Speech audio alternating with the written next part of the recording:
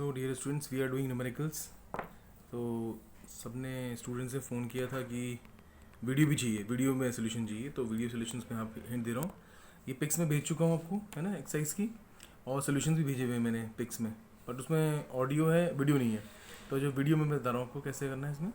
जैसे पहला क्वेश्चन है इसमें हमारे पास कि एक बैटरी है और कार का जो 12 वोल्ट है, इंटरनेशन दिया हुआ है, तो करंट कितना है। तो सीधा Ohm's law, V equal to I are.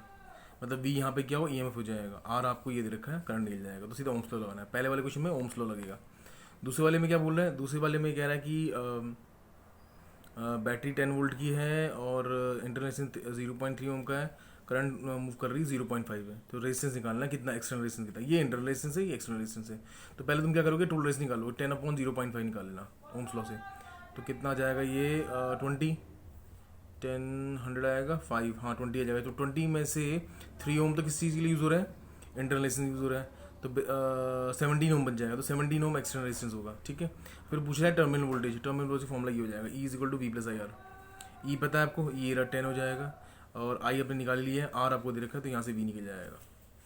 फिर 3.3 पे जाओ। 3.3 में ये 3 रेजिस्टेंस सीरीज़ में, तो सीरीज़ में क्या होगा, सीधा ऐड कर दो, R1 plus R2 plus R3 तो आ जाएगा टोटल रेजिस्टेंस। ये तो कॉम्बिनेशन ऑफ इस बैटरी से 12 वोल्ट का है। तो 12 वोल्ट में क्या होगा, सीरीज़ में क्या होता है, सीरीज़ में ये होता है कि डिवाइड होता है, वोल्टेज डिवाइड होता है। तो पहले निकालो, टोटल करंट निकाल लो। 3 + 2 + 1 कितना, 6 हो गया। तो 12/6 कितना हो गया, 2 एम्पेयर। 2 एम्पेयर करंट जा रहा है, तो 2 एम्पेयर को इससे मल्टीप्लाई करो 1 से। तो 2 वोल्ट, 2 टू 4, 4 वोल्ट, 2 थे 6, तो 6 4 और 2, तो 6 4 10 और 2 12, 12 वोल्ट में डिवाइड हो जाएगा। फिर कह रहा है कि ये सब आ गया हमारे पास। फिर अब पैरेलल में कह रहा है, तो पैरेलल में कैसे होगा, 1/2 + 1/4 + 1/5, ठीक है। टोटल रेस निकल जाएगा। अब ये कह रहा है बैटरी 20 वोल्ट की है, तो बताओ करंट कितना होगा। तो करंट का फॉर्मूला यहाँ पे ओम्स लॉ लगेगा, 20 टोटल रेजिस्टेंस।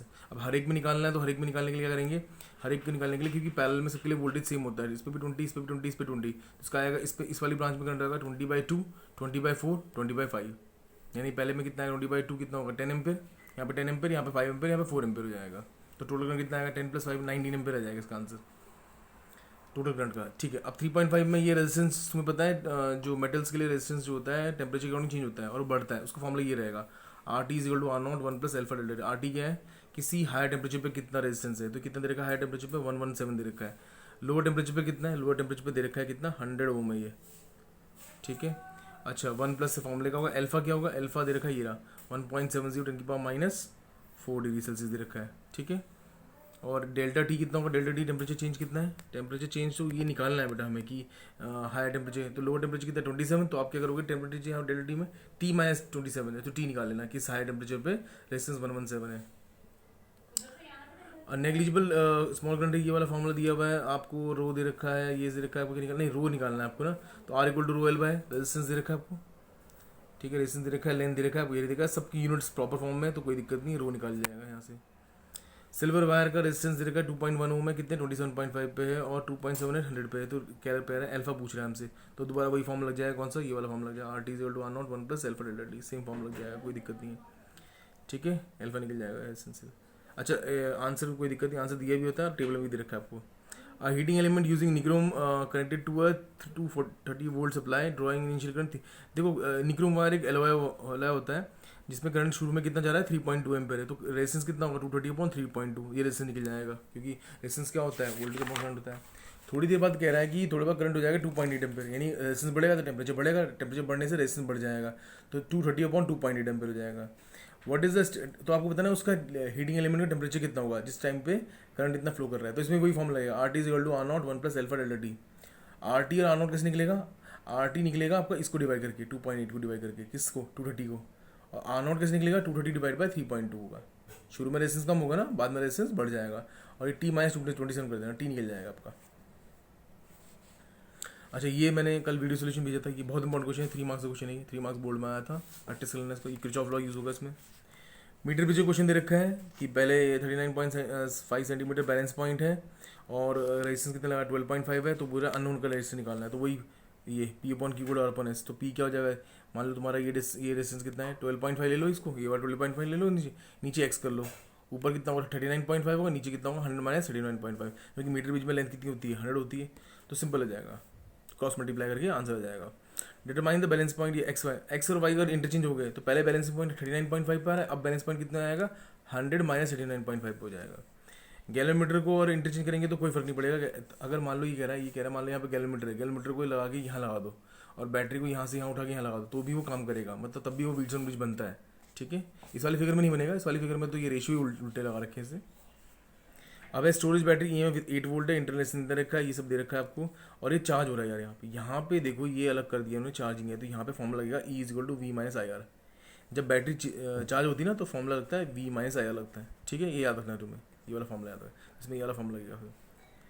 ठीक है, what is the purpose of, अच्छा what is the purpose of, purpose क्या है सीरीज रेजिस्टेंस लगाने का? सीरीज का वो करंट को कंट्रोल करता है, मतलब ज़्यादा करंट फ्लो करेगी तो 8 वोल्ट वाली बैटरी जो है बस्ट आउट हो सकती है। सो मेन रेजिस्टेंस का काम होता है करंट को कंट्रोल करना। ठीक है, ताकि ज़्यादा अमाउंट ऑफ करंट उस डिवाइस से पास ना कर पाए, अगर पास करेगी तो बस्ट आउट हो जाएगा। पोटेंशियोमीटर का क्वेश्चन दे रखा है, बहुत आसान क्वेश्चन है भाई। पहला एप्लीकेशन है E1 upon E2 L1 upon L2। ठीक है, तो तुम्हें E1 दे रखा है, L1 दे रखा है, L2 दे रखा है, आई थिंक E2 निकालना है। ये देखो E2 निकालना बहुत ईजी है। फिर 3.13 में क्या है, आपको क्वेश्चन दे रखा है कि सब चीज़ दे रखी है, आपको पूछा है टाइम, कितना टाइम लगेगा उस इलेक्ट्रॉन को वहाँ से वहाँ मूव करने के लिए। तो ये जो गिवन है, पहला क्या है न्यूमेरिकल्स में, पहले गिवन लो कि गिवन क्या क्या दे रखा है। तो आपको ये सब दे रखा है, आपको करंट दे रखा है, आपको एरिया दे रखा है, ड्रिफ्ट लॉस दे रखी है, नंबर एन ये दे रखा है बेटा आपको 8.10 माइनस सॉरी माइनस 28 है प्लस 28 पर मीटर क्यूब, ये पर यूनिट वॉल्यूम होता है। तो आप यहाँ से क्या निकाल लेंगे, वीडी निकाल लेंगे। वीडी के बाद क्या होगा, वीडी होगा लेंथ अपॉन टाइम। लेंथ दे रखा है आपको, ये लेंथ कितना है, लेंथ का है इसका, ये 3, टाइम निकल जाएगा यहाँ से। तो पहले आप वीडी निकाल लो और वीडी के बाद लेंथ अपॉन टाइम वाला फॉर्मूला लगा लो। इसमें ये लाइटनिंग वाला फॉर्मूला दे रखा है। लाइटनिंग की हमारे जो अर्थ है ना वो चार्ज होती रहती है, और एटमॉस्फेयर से जो लाइटनिंग होती है उससे अर्थ चार्ज होती है। तो चार्ज का फॉर्मूला होता है I = Q/T। और Q जो होता है, क्योंकि अर्थ एक स्फेयर है तो हम लिख सकते हैं सिग्मा इंटू ए। ये फर्स्ट चैप्टर का फॉर्मूला है। सिग्मा क्या है, सरफेस चार्ज डेंसिटी, ये देखिए सरफेस चार्ज डेंसिटी। ठीक है, वो कूलम पर मीटर स्क्वायर। और एरिया क्या होगा 4πr², क्योंकि अर्थ को हम स्फेयर मान लेंगे। और रेडियस क्या होता है अर्थ का 64 किलोमीटर, ग्रेविटेशनल चैप्टर में पढ़ा था हमने।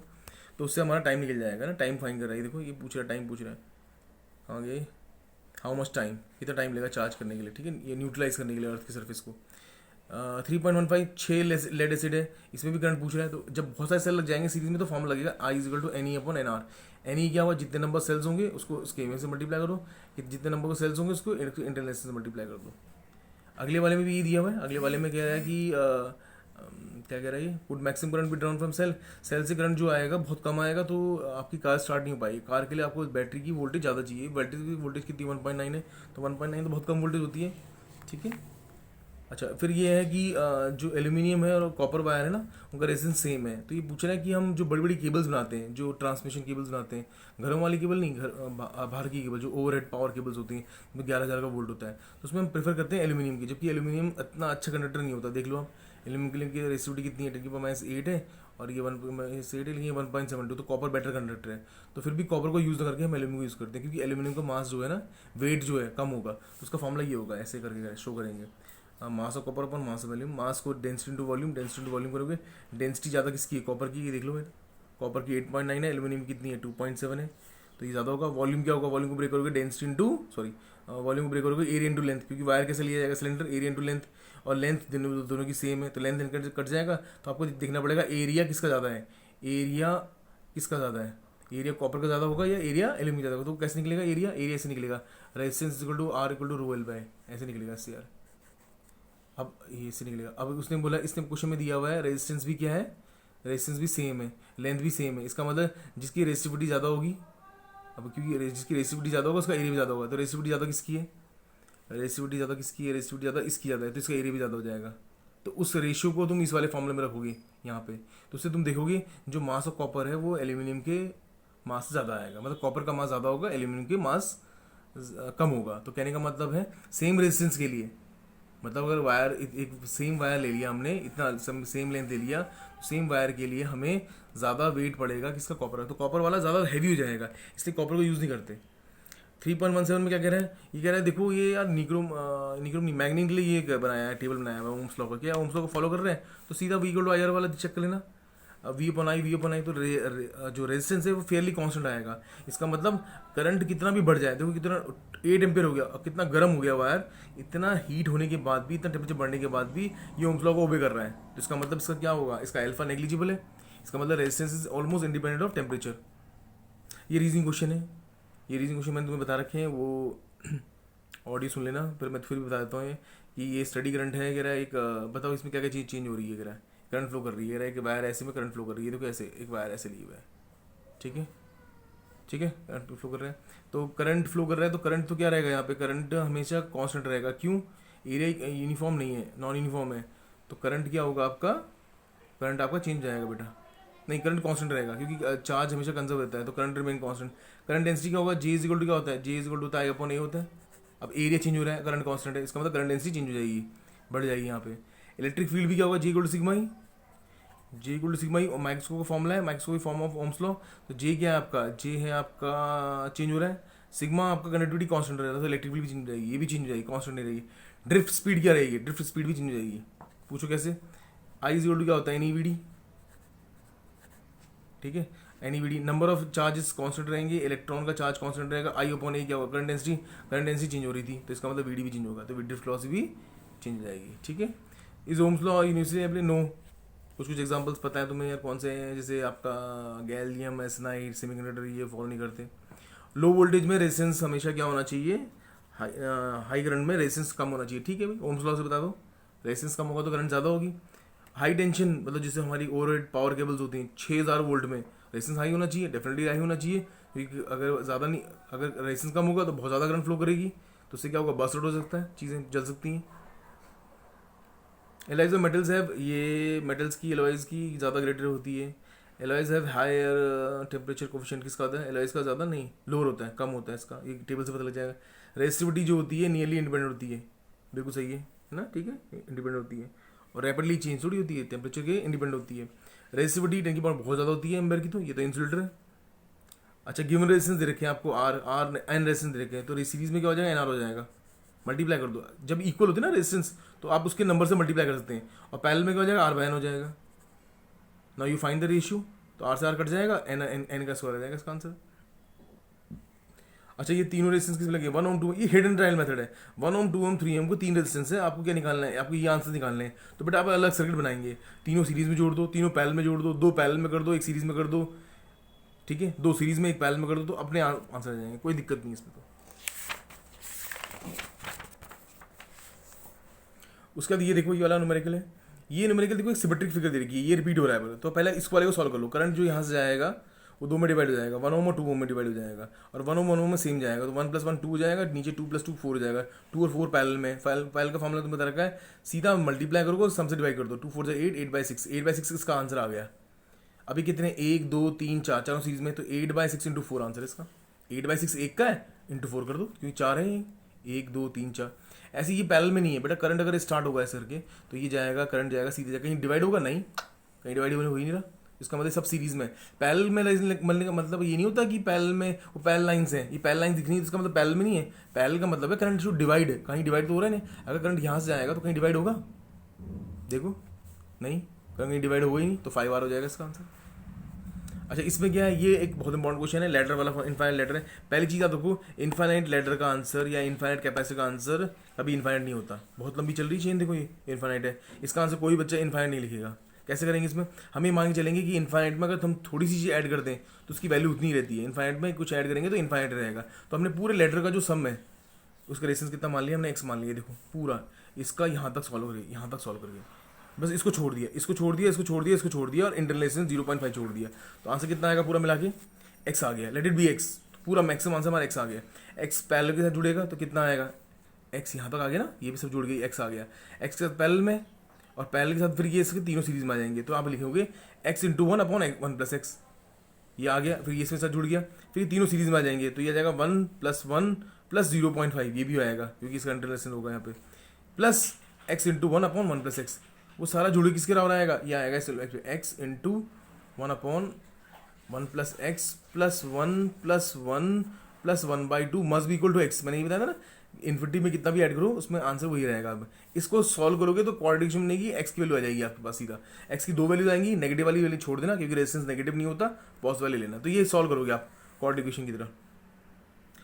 इसमें क्या करना है, 3.22 में पोटेंशियोमीटर और मीटर बीच में कभी कंफ्यूज नहीं होना, मीटर बीच में जब भी गैल्वेनोमीटर होगा बीच में होगा, और पोटेंशियोमीटर में मीटर नीचे से आता है, ये गैलोमीटर नीचे से आता है, ये नीचे से आएगा, देखो इसमें से। तो इसमें फॉर्मूला लगेगा, ये दे रखे हैं आपको कि पहला जब सेल लगाया है कौन सा वाला, ये 1.02 है, तो बैलेंसिंग पॉइंट कितनी है, L1 है, ये रही 67। अब हमने एक और लगाया सेल, बैलेंसिंग पॉइंट 62.3 है, तो कितना E2 होगा, तो E1/E2 का लेवल नंबर, सीधा फॉर्मूला लगा लो इसमें से, कोई दिक्कत नहीं इसमें।